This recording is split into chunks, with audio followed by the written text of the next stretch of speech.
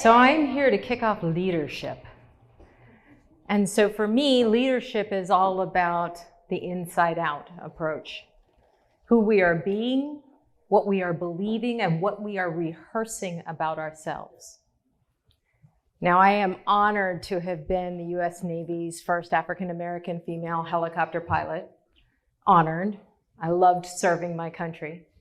And it wasn't something that I always wanted to do. You know, Barbie mentioned that she mentioned a few ages of 8, 9, 10, and she also mentioned 14. When I'm working with clients and helping them find their purpose, we're always looking in that age range between 7 and 14. Who did you want to be?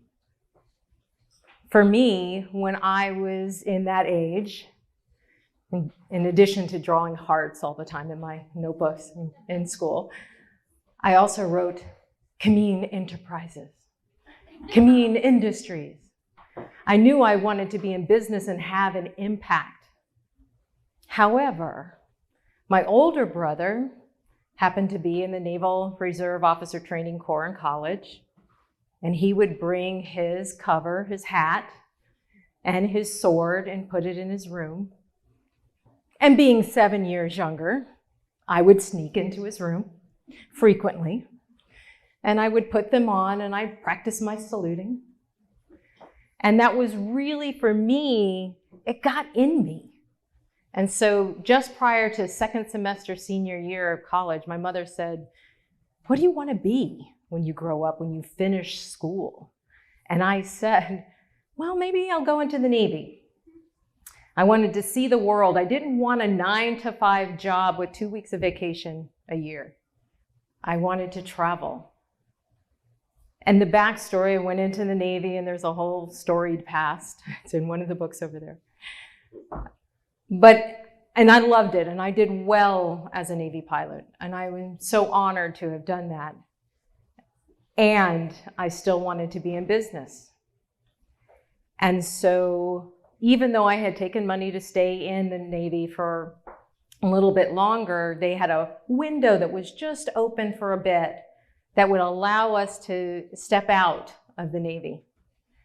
And I knew I had to pay the money back, and I got into a business, not quite for me, but go with it. And I was invested in that business, mind, body, financially, everything. And so as I came up on the date, I had calculated everything. I went in second day before I left the Navy to get my last check. And I was expecting a large check because I had not taken vacation pretty much for 2 years. So I had saved up 60 days of vacation. I knew exactly what the paycheck was going to be. And I go into the dispersing office, the admin office, and they hand me a check that's a fraction of what I was expecting. A fraction. And I said to them, "Well, where's the rest of the check?" And they said, "We took it." And I said, "Well, why?" They said, "Well, you owe the government money." I said, "But I have a payment plan. I'm going to pay it back." And they said, "Nope, it's ours now." And what followed, I don't remember having these words in my consciousness before. But I said out loud in full emotion, full body, "I'm going to have to file bankruptcy." Now, from there, I rehearsed that thought every day. If I don't get up and sell something, I'm going to have to file bankruptcy. If I don't make a phone call, I'm going to have to file bankruptcy. If I don't do this, I'm going to have to file bankruptcy. Until 14 months later, I had to file bankruptcy. Fast forward 5 more months, and in a 3-day period, I received the bankruptcy notice, discharge notice, the foreclosure of 2 homes, and an IRS audit. And I thought I was going to die right then. I didn't want to live. I did not want to. My family did not know the destruction I had created. It was all me. And I remember standing in the kitchen doorway and looking across the room, and there was a butcher block of knives. And I thought, I could just end it right now. There's no way I can live through. There's no way I could recover. And in an instant, I saw it. I had rehearsed, I'm going to have to file bankruptcy until I filed bankruptcy. If I rehearse, I'm not going to survive this, I am not going to survive. It's going to take on a life of its own beyond me. And so I had a choice. I had to choose what I was going to do in that moment. And I chose, I cannot entertain that thought ever again. I knew enough to know that I couldn't stop the thought from coming in, but I didn't have to entertain it. And so that began my quest. If my mind and my words could create such destruction and despair, isn't there an uncreate? Couldn't I do that over again? Couldn't I learn that? And I went on a quest. I gathered degrees and certifications and books and read until really trying to figure out, how do I rewire myself? What do I need to rehearse to change this game? And I began to create a life. My self-esteem was still struggling at that point. Got into corporate, got a job, and was working my way up until I wanted to be a leader. And then I saw what we would say in the military, conduct unbecoming. Backstabbing and screaming and those kinds of things that I did not want to be as a leader. And I had to choose, what kind of leader do I want to be? Could I bring my own character to that leadership? Could I bring myself to that who I am? And it took a while for me to realize that I was the one, I could rehearse who I wanted to be as a leader and show up into that. And so I have an exercise for you today.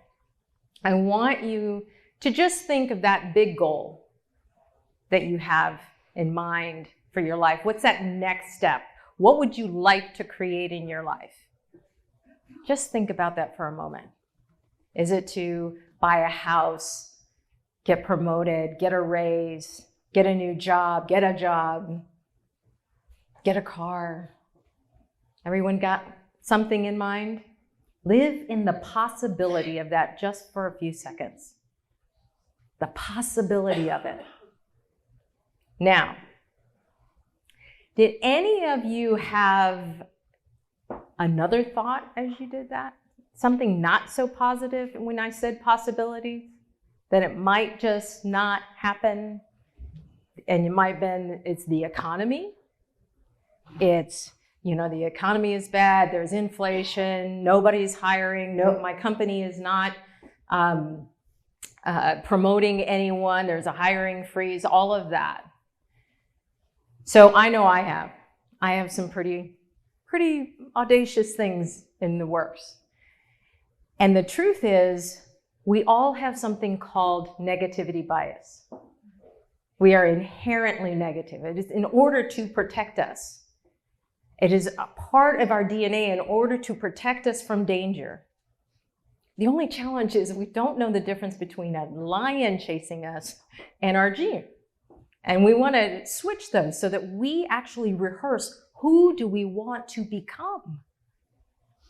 And so today I'm going to teach you something from one of the books that I found way back when that helped me recover. And it comes from The Power of Your Subconscious Mind by Joseph Murphy. And it's just using a word. And I'm going to use it for leader today.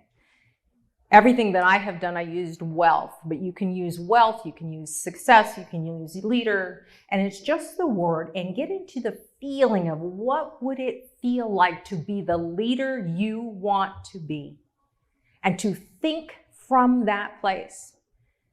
And to wake up in the first 30 seconds to 3 minutes as you wake up or when you're going to sleep, to think about that and who you would be doing that thing. Listen from that place. Listen for inspired action and take action. We have to rehearse that to create new neural pathways. We've heard so many times today, whether it's law of attraction or whatever, when we are rehearsing who we want to be, we're actually creating a resonant field that matches something else that has to find us. Rehearsing bankruptcy, rehearsing failure created that. I had to learn that I could create that same thing on the other side by rehearsing leadership. And there is magic afoot when we do that, because we are emanating that and it matches us back.